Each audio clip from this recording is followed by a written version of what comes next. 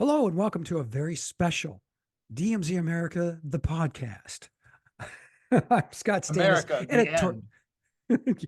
Well, not certainly for the current administration. I'm Scott Stantis, editorial cartoonist coming to you from the right. And I'm Scott.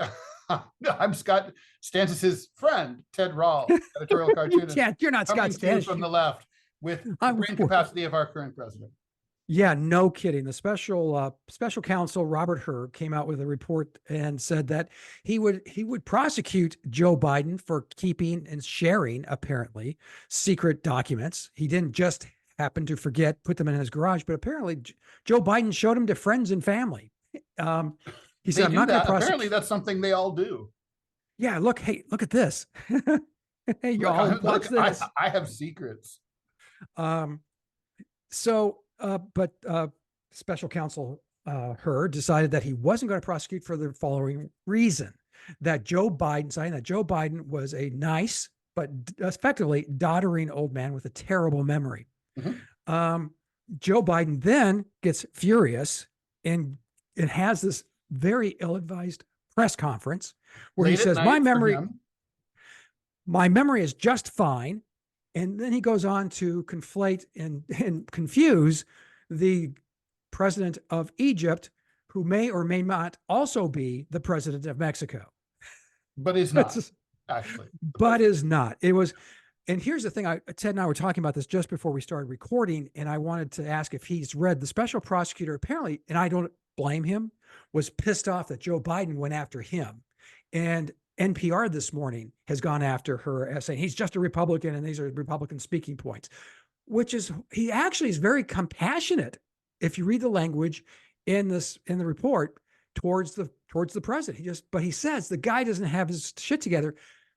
Joe Biden attacks and his minions attack him last night. And Hur this morning released transcripts from the interviews. Have you read any of these, Ted? No. Okay. Yeah, because this is going to be a very fast moving story. I can tell you, I've only read pieces of it, and Holy Mary, Mother of God. Ted and I have both I'm dealing with parents, my in-law, to be specific, who are dealing with significant cognitive problems now. The decline goes like this. You start showing signs. It accelerates quickly and almost exponentially. And at some point, when you question them, we are at this moment with President Biden. We are at the dad, we have to take the keys away. And moment. He's at the fuck you. Yes, he is at the fuck you moment. Ted, the transcripts they've released, it's a doddering old man who cannot talk.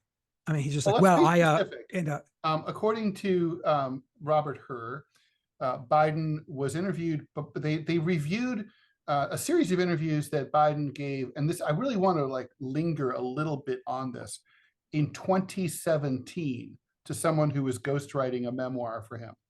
2017 at that time, and at that time, the president could not say exactly when it was that his son Beau had died, which was only 2 years earlier.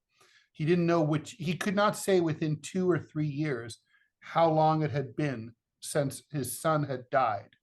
In 2017, also, he's in 2023, in that series of interviews related to the classified documents issue, which I want to be really clear here, Scott. We're not talking, the classified documents issue is not the subject of this podcast. We are not talking about that. The issue here is the fact that you and I have been front and center and taken a lot of shit for years, pointing out the fact that the president is suffering from dementia.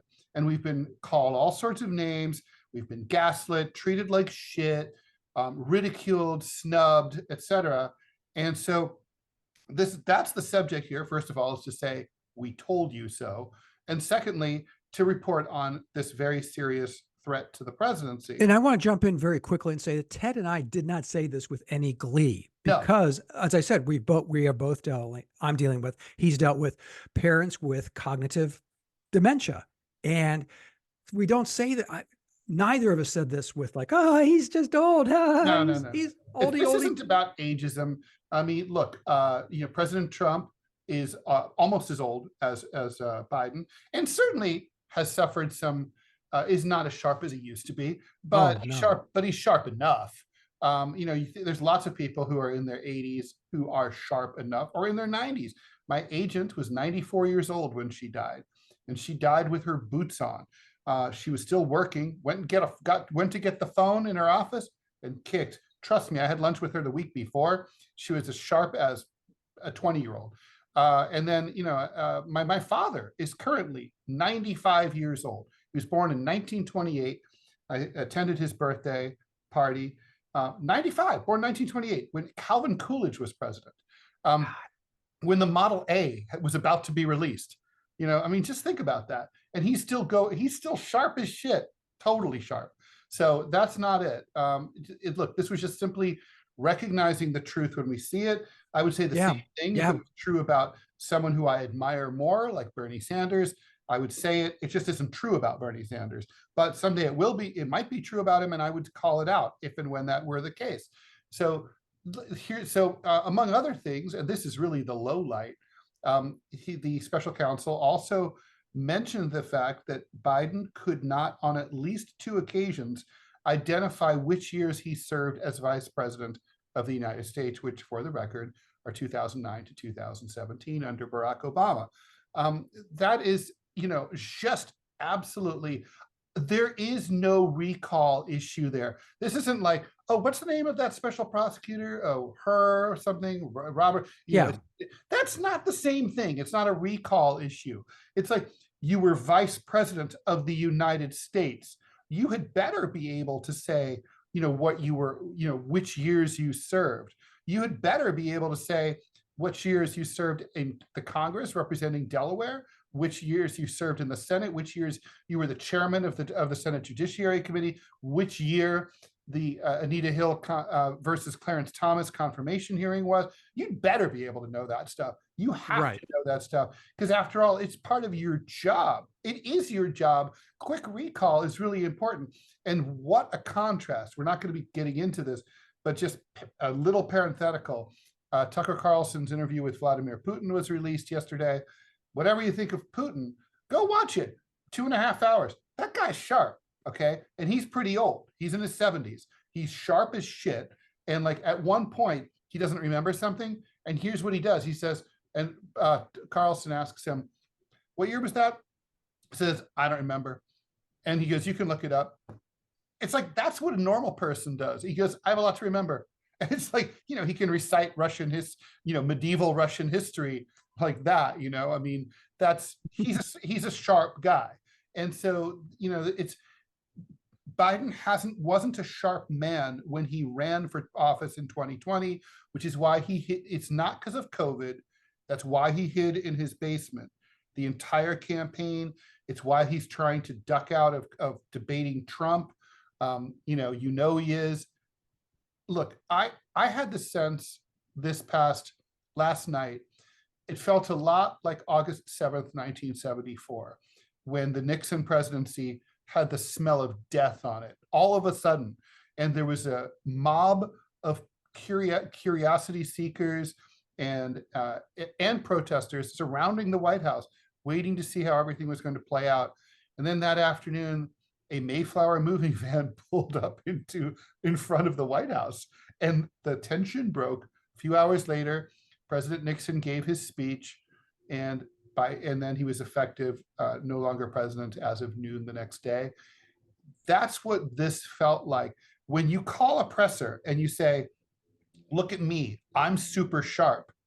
I'm sharp as shit. And in that exact exchange, you're acting like an angry old man, and you conflate the president of Mexico with the president of Egypt the same week that you conflated François Mitterrand with Emmanuel Macron. You've conflated France with Germany. You claimed that you were speaking to Helmut Kohl 4 years after he died. Well, you've got a fucking problem. You can't fuck up. You've got to be 150% in that appearance. And in that moment, he was raging. He was out of control. He should never have done this appearance. It was catastrophic. The clip is all over the internet. I'm getting messages from people who, up until now, have always said that have accused me of being a dick to Biden, who are all like, oh God, this is really bad. I mean, now let me ask you this, Ted. Why now? Why this? When, I mean, everybody could see if you ever saw him, especially, and you and I talked about this on the podcast we recorded day before yesterday, yeah, where he said, where he goes, it's because he's talking like this and it's just wrong. And it's just wrong. It's just going, holy fuck, what is wrong? I know what's wrong with him. yeah. And again, we don't say this with glee. And that's where No, it's you and no I have, fun. you and I And were that could always happen accused to- of that. That could happen to either of us, Scott, and it may well. Yeah. Well, we both have it in the genes there, but Yeah. you and I both took, you're just doing, you just say this with glee. You're just mean. You're just cruel. I'm going, no, I can see with my own eyes what's going on. And so you can have all the Also, Scott, bullshittery that's you one thing want. we're not. I mean, I know people who are listening to us for the most part don't know us, but we're not mean, really, truly. That's just not your thing. That's not your bag. You've always been, you're not mean. You're not gratuitously like vicious, like Well, that's, which even explains to a politician, which is really, we should be. Maybe we'd have a Pulitzer between the two of us if we were meaner, because that's what we're, the cliche is that a political cartoonist is mean, but we're not mean. I mean, it's not a mean and thing. especially on We're not calling it as we something see like it. this. But you and I have taken, and me, you've mentioned it, I've taken so much crap. Oh, so Biden's old, from commentators, from the comic strip of the day or whatever the fuck it's called, who called me on those cartoons all the time. He's still sharp. It's his stutter. It's not his fucking stutter. He doesn't even stutter. There is no stutter. No, the stutter, I mean, all of the excuses. Ted and I met, and I don't know if we did the podcast on this a few years ago. So he is sharp. Oh, I was talking to a friend of ours who we mutually admire and respect. And I won't say his name, but he was telling me that, yeah, he's actually really sharp. He's really in control. I'm going, there is zero evidence of this. Zero evidence of this. He was so, never okay. the brightest. He was never the brightest dude ever. I mean, he was all right. He was a middling intellect. Which is a Dan Quayle of his generation, Sure. Yeah. Okay. So going back and just a quick, I don't have it called up, so I can't read it directly verbatim, but do yourself a favor and read the transcripts from these interviews. And it will shock you. But my question to you, Ted, and I can't answer it this morning, is why all of a sudden America wakes up and goes, oh, wait a minute. He's got cognitive issues. Why didn't somebody tell us? And we're like, what, did you see him? I mean, well, Scott, that's often the way it is. I mean, there's something about, it's sort of like, I'm always fascinated by the question of, how is it that King Louis XIV bans the importation of tobacco products into France because, as he said in court, it is well established that it causes the tumor of the lung by science, but it took 400 years to, actually crack down on tobacco in the United States and in France. But somehow, like, we got to this point, somehow we turned a corner, and like now you can't even smoke out in front of your building or whatever, or inside your apartment building. How did that happen after so many years of just sort of knowing this to be true, but not caring? How is it that people could look for years and years and years at, say, Bill Clinton, they let him skate on Jennifer Flowers, they let him skate on Juanita Broderick, they let him skate on Paula Jones, and all that stuff slid through. But then it was Monica was one thing too far. And it's like, I think it's like, it's the drip, drip, drip. But I think also what this was a combination of the drip, drip, drip, the fact that there had been numerous, what they call gaffes, although those are not gaffes, fuck ups, brain farts all week long. And then you have this report comes out by this guy, and it's got that more in sorrow than in anger kind of tone. Yeah. And that's devastating, far more devastating. So it's kind of like, well, we can't charge Gramps. What can we do? And, when Republicans have their talking point at the ready, you can't really argue with them. I mean, if a guy is too brain addled to be, executed in Texas, how the fuck can he be president of the United States? Right? I mean, it's a valid question. And it's not a question that Democrats have any kind of answer for. And it's been well known. I think, yeah, but I think when he leapt across the Rubicon was that presser. He might have survived, might have. But just think about the opposite. Look at the counterfactual. Look at like the day after the Access Hollywood tape, with the pussy grabbing remark appeared, we all thought Donald Trump's candidacy was finished. The next day, he had a scheduled debate with Hillary Clinton. We expected her to mop the floor with him if he had the balls to show up.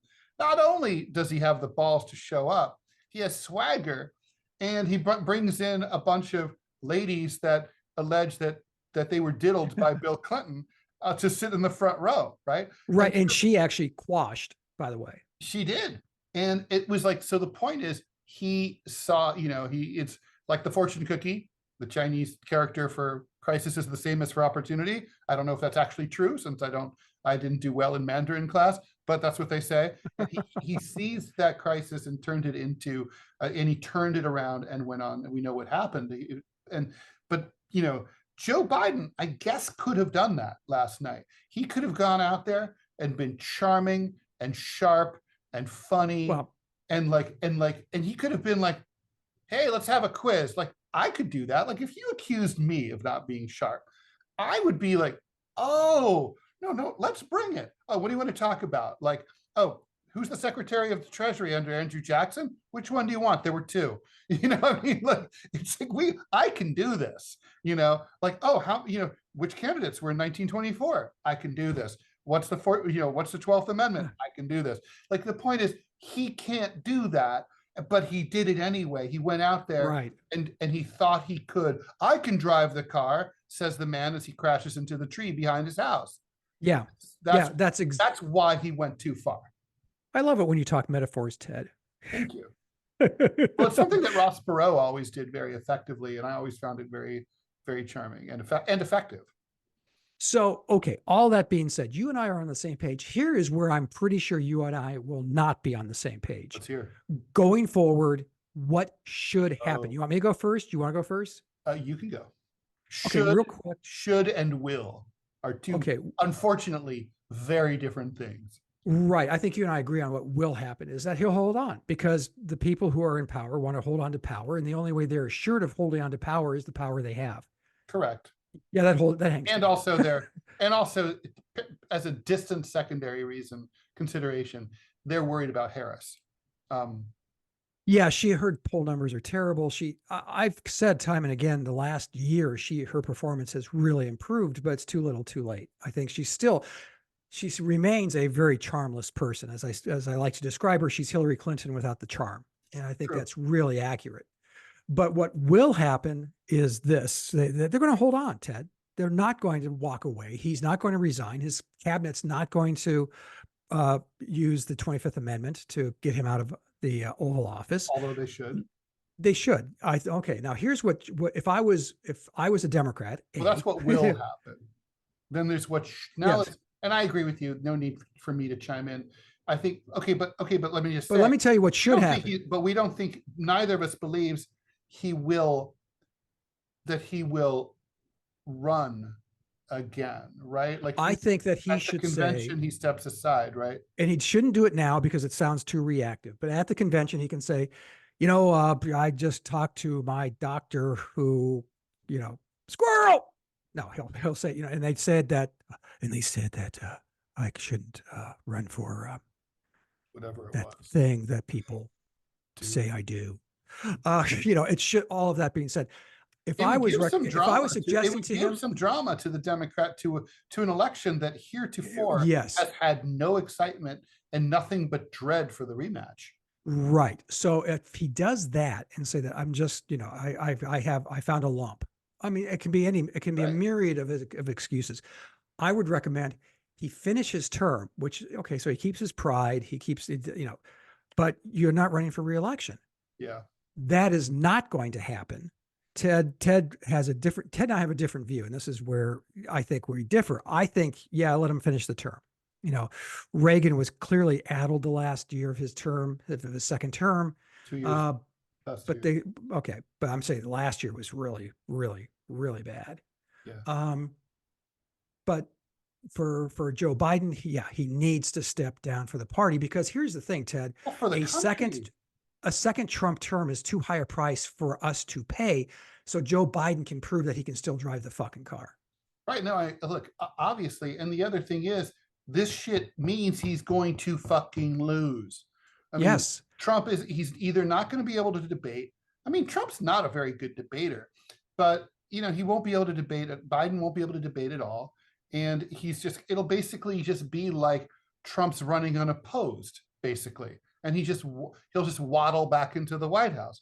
That's the Can I problem. confirm that real quick, that if you look back at 2020, Trump still had 2-3 rallies a day. Oh, yeah. In the ramp up to the election.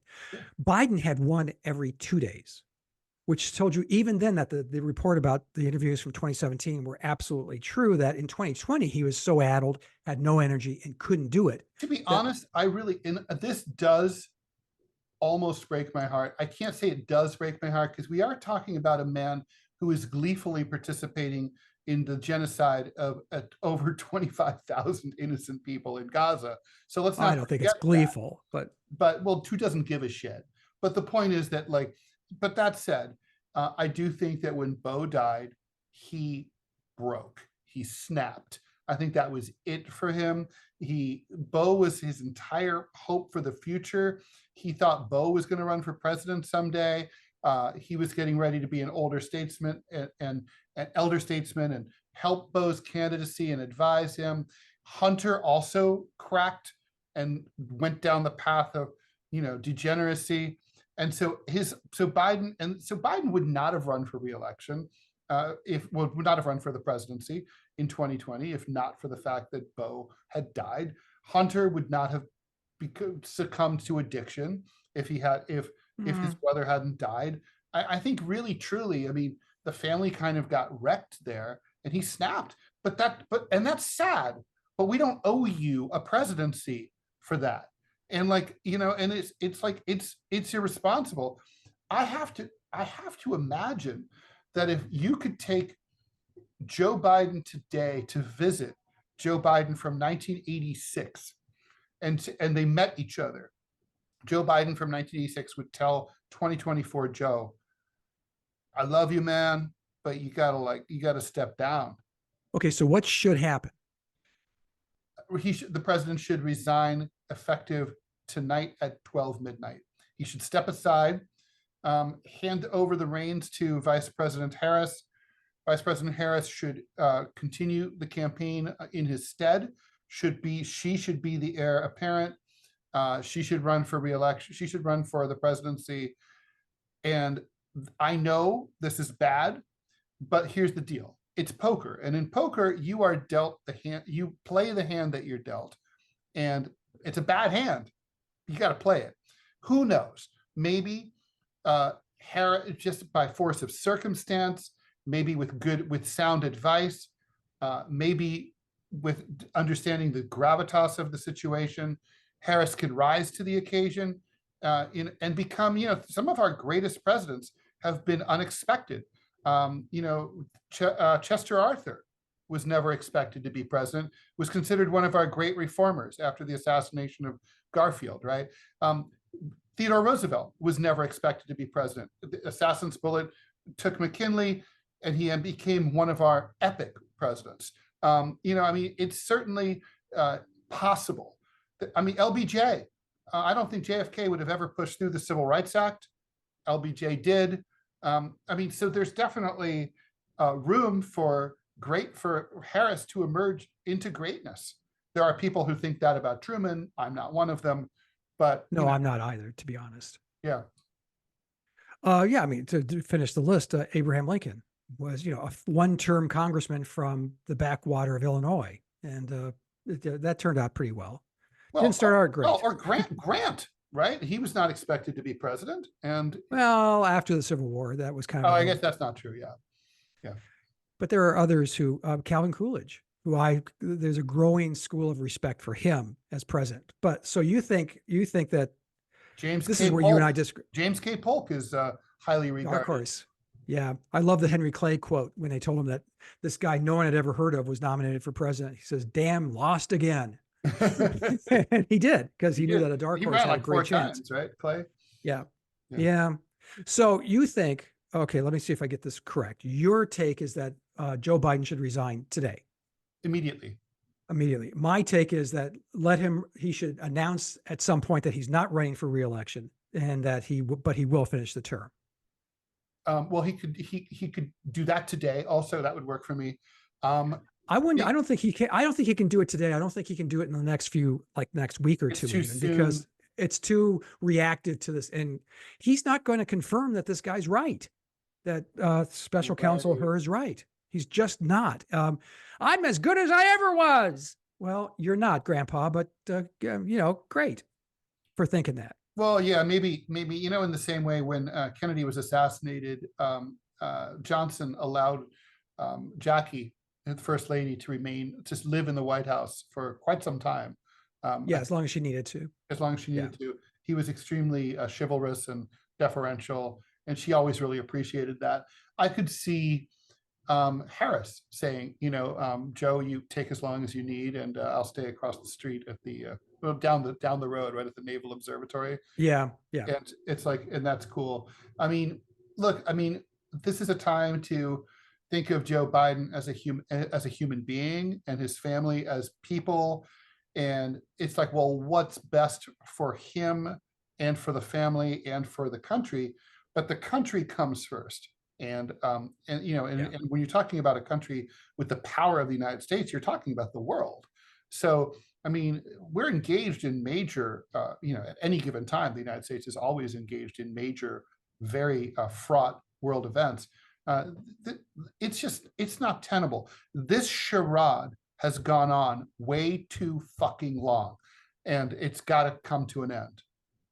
Okay, it will come to an end. You and I just disagree as to exactly when. We're talking about you and I are talking about strategy. We're talking about tactics, and we're talking about manners, basically. But we agree on the problem, and the fact that and we both agree that it's not a problem that should continue to be ignored. I don't think the media. What do you think? Do you think the media can ignore it any further? Do you think that they will be able to? They can't look at it and say no, and just say like, okay, let's move on to the next story, and let's talk about funding for Ukraine or whatever. Yeah, they can't. This can't look away anymore. For some reason, this was the bridge too far. This is the straw, and the camel's back is broken. They can't ignore it anymore. I told you what NPR even this morning reported, but NPR also attacked Special Counsel Hur and used Democratic speaking points for that. But you can't ignore this. This is just too big an issue. And outlets like Fox News, Newsmax, and the others are going bananas, amplifying this story. And they should. It's an important story. And coming back, and before we tie everything up, it's too important for the Americas to ignore any longer. You and I have been talking about this for at least 2 years, at least 3 years, that this man was not fully cognitive, able to be president of the United States. We were shouted down. We were insulted. And now all of a sudden America's, and like you said, you're getting notes. Oh, you were right. It's like, yeah. Right. Well, nobody ever really says that. Like, I read that between the lines, but it's more like, ooh, this is really bad. That's what happens. They don't say like, holy shit, sorry, I was a dick to you. I think it's more like, get that. Yeah, or maybe they think, broken clock, right twice a month, twice. But to the point, Ted, this morning I can't remember who the cartoonist was. I would name them by name, but I can't remember. It was not a great cartoon. But again, it was so he's old and has some memory issues, but still better than the orange guy. I'm going, that's neither here nor there. And the other thing is, if he is the Democratic Party leader, they will lose, because this issue now is front and center again. They were kind of nudging it aside because he had some and the polls show. Democrats could say this shouldn't matter. Okay, fine, and maybe the Earth shouldn't go around the sun because heliocentricity is a bitch, but it does. and the fact is, it does matter. The polls show that overwhelmingly, even most Democrats think that Biden has cognitive issues. Most voters, including most Democrats, don't think that about Trump. And they also think it's an important issue. They have very strong feelings about it. They think it matters. Again, you could say maybe it doesn't, it shouldn't matter. He has his advisors, you know, he's not really running the country anyway, blah, blah, blah. Doesn't matter. The point is they do care, and you're right. And he will lose if he is the standard bearer of the Democratic Party in 2024. The Democratic Party will lose the presidency, and Trump will have a second term. Field day making fun of him. Yes, and he won't, and quite frankly, Biden won't be able to respond in the way that he needs to.